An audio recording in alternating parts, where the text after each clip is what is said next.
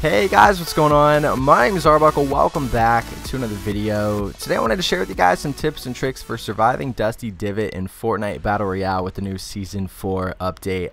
This seems to be a very popular spot as of now because of Dusty being fairly new, and I wanted to share with you guys the best strategy that you can use to hopefully make it further into the game and get more wins when dropping at Dusty Divot. So the first thing you want to pay attention to is where you're going to drop. The spot that I always go to is the rectangular building that's on the west side of the divot. Believe it or not, this spot is actually a very good one. I think out of like the last 10 or 11 games that I've played, not one person has landed here, and it's made it very, very easy for me because I'm able to drop in, get in the building, hit a few chests, get some guns, and get ready before even having to deal with someone trying to steal my weapons or getting in the gun before me. So I think that this is a very good spot to drop off at. One thing I want to point out is dropping in the middle is absolutely not what you want to do.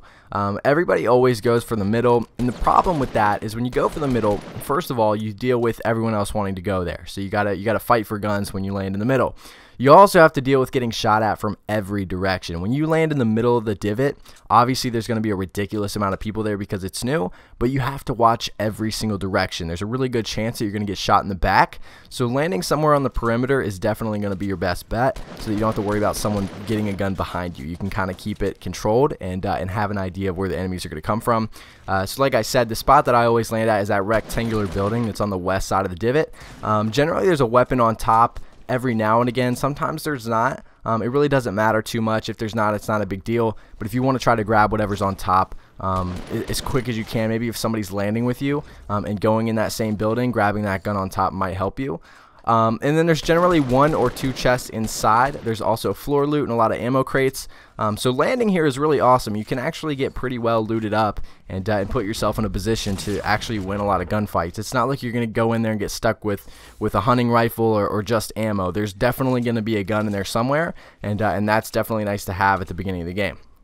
Now, after you finish up with that rectangular building on the west side, you actually want to walk outside the door and head toward the southwest corner where the 2-story tower is. This is actually another location that a lot of people don't drop at. And again, like I said, you know, the past few games that I've been playing, no one's been coming over here. So I'm able to hit this this rectangular building, and then I'm able to go over to this 2-story tower that's in the southwest corner. Generally, there's some floor loot underneath the tower, sometimes ammo, sometimes some minis, and there's almost always a chest upstairs. So if you go up on top where the overlook is, you'll see that there is a chest up there or some sort of loot that allows you to kind of have a good spot on the divot there. You have a great view. You can see pretty much everything, and you have the height advantage. So after you get looted up from the rectangular building, you head over to the 2-story tower there. You want to use that overlook to your advantage. One thing that I do a lot is I stay up on that overlook and I'll just pick people off, and a lot of times I won't even get kills. I'll kind of just hit a few people because at this point in the game, because of how popular the divot is, there's a lot of people that are just in instant gunfights for like a solid 2 or 3 minutes into the game. So I like standing up on this overlook so that I have an idea of where everyone is, and I'll just put shots down. I'll just try to tag a few people so that later on, if I do get in an encounter with them in the next couple seconds, I know that they're going to be down health because I've already put some bullets into them. So again, you're able to pick a lot of people off here. Very good spot. The chances of someone coming up behind you are very rare because again, you're in the corner of the map and you have the height advantage. You'll be able to see if anyone's pushing towards you, and that's the third thing that you want to do. Now after that, you just want to work the perimeter. I highly recommend not getting caught in the middle. A lot of people want to rush the middle and just go straight toward the gunfire.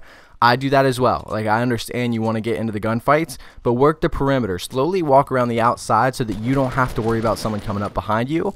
And if you do encounter a situation where someone is coming up behind you, there's a really good chance you're going to hear them because they're probably going to have pop rocks, because that's what a lot of people do is they jump out there and they get the pop rocks, which is not the best thing to do at the beginning of the game because everyone's going to hear you coming and you're going to be the main target. So I recommend not getting the pop rocks off the beginning, working the perimeter, trying to knock out as many people as you can until it dies down. Now once it dies down, maybe there's 1 or 2 people left, maybe you're the only person left in the game, that's when it's smart to go grab some pop rocks. When you can jump around, you can be loud and it not be a big deal. If there's only 1 or 2 people there, you're going to end up finding them, they're going to find you, whatever, because you're making a lot of noise. But at that point in the game, when you don't have to worry about getting shot from 14 different directions, being loud is not really a big deal. Also, you have that height advantage where you can jump and generally evade bullets unless the person's really good and never misses. But those pop rocks, man, there's something else. But again, like what I wanted to mention was not getting the pop rocks at the beginning. I know so many people like getting them as soon as possible. But again, I mean, you think about when you play and you go to the Divot, when you hear someone running, like, you know where they're coming from, like, you know exactly where they're at. And when there's 12 or 13 other people in the Divot that are still alive, and they all hear you jumping around like a moron with the pop rocks, they're all gonna be aimed at you because they hear you coming. So, and you're not gonna hold up very well when you got 13 people shooting at you. So try to hold off for as long as you can without getting those pop rocks. Once it dies down, then you can get them, clear out the Divot, get whatever's left, and you can move on and get on with your way. But anyway, guys, that's for the video. I hope you guys did enjoy this strategy. Hopefully this will work for a lot of you guys. If you guys have anything else to mention, make sure to leave it down in the comments below. Again, I hope you enjoyed. Make sure to subscribe if you haven't already, and I'll see you guys in the next video.